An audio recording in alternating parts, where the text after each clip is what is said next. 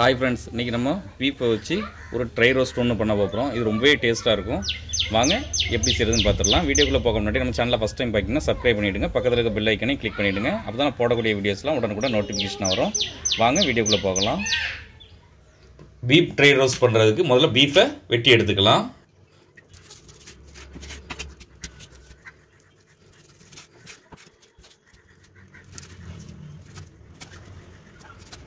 இந்த சைஸில் நம்ம வெட்டி எடுத்துக்கலாம். இப்போ கறி இந்த அளவுக்கு வெட்டியாச்சு. இப்போ இதை கழுவி நல்லா எடுத்துக்கலாம். இப்போ கறியை கழுவி எடுத்தாச்சு. இதை குக்கரில் சேர்த்துக்கலாம். இப்போ ஒரு அரை ஸ்பூன் மஞ்சள் தூள் இதில் சேர்த்துப்போம். இப்போ இதுக்கு தேவையான அளவு உப்பு போட்டுக்கலாம். ஒரு ஸ்பூன் இஞ்சி பூண்டு பேஸ்ட்டு அதையும் இதில் சேர்த்துருவோம். இது கொஞ்சமாக தண்ணி சேர்த்து வேக விட்டுருவோம். நிறைய தண்ணி சேர்க்க தேவையில்லை. கறி வேகிறதுக்கு மட்டும் கொஞ்சம் தண்ணி சேர்த்துப்போம். இது ஒரு 6 விசில் போட்டு நம்ம எடுத்துக்கலாம். இப்போ 6 விசில் வந்துட்டு திறந்து பார்த்துடலாம். நல்லா வெந்துட்டு இப்போ அடுப்பில் ஒரு சட்டி வச்சுருக்கோம். கொஞ்சம் எண்ணெய் சேர்த்துப்போம். எண்ணெய் சூடாகிட்டு 2 கிராம்பு எடுத்துருக்கேன். கிராம்பு சேர்த்துப்போம். இப்போ கருப்பு ஏலக்காய் அதையும் சேர்த்துருவோம். 2 ஏலக்காய், சின்ன துண்டு பட்டை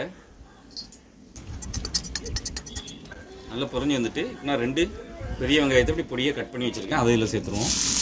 வெங்காயம் கண்ணாடி பதம் வர அளவுக்கு நல்லா வதக்கி விட்டுப்போம். வெங்காயம் கண்ணாடி பதம் அளவுக்கு வதக்கியாச்சு. நான் 2 ஸ்பூன் இஞ்சி பூண்டு பேஸ்ட் எடுத்துருக்கேன். அதை இதில் சேர்த்துருவோம்.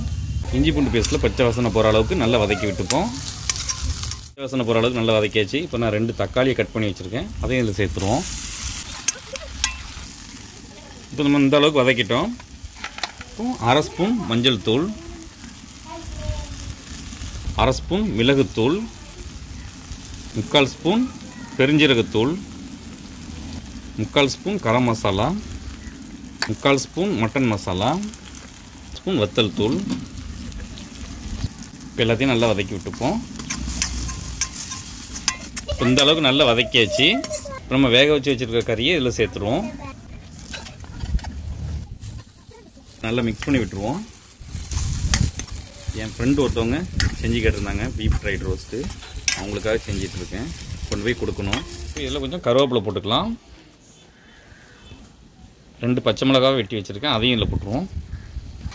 நல்லா மிக்ஸ் பண்ணி விட்டுருவோம். இப்போ கருவேப்பிலை போட்ட உடனே நல்ல ஒரு வாசமாக நல்ல டேஸ்ட்டாக இருக்கும். இப்போ ரெடி ஆகிட்டு இப்போ நம்ம எடுத்து வச்சிடலாம். இப்போ நம்மளுடைய பீஃப் ட்ரை ரோஸ்ட் ரெடி ஆகிட்டு. இது ரொம்பவே டேஸ்ட்டாக இருக்கும். நீங்களும் ஒரு வீட்டில் ட்ரை பண்ணி பாருங்கள். ட்ரை பண்ணி பார்த்து எப்படி இருந்துச்சுன்னு கமெண்ட்டில் சொல்லுங்கள். இந்த வீடியோ பிடிச்சிருந்தால் லைக் பண்ணுங்கள். உங்கள் ஃப்ரெண்ட்ஸ் அண்ட் ஃபேமிலிக்கு ஷேர் பண்ணுங்கள். இதை போல் நிறைய வீடியோஸ் பார்க்கணுன்னா நம்ம சேனலில் மறக்காமல் சப்ஸ்கிரைப் பண்ணிக்கிடுங்க.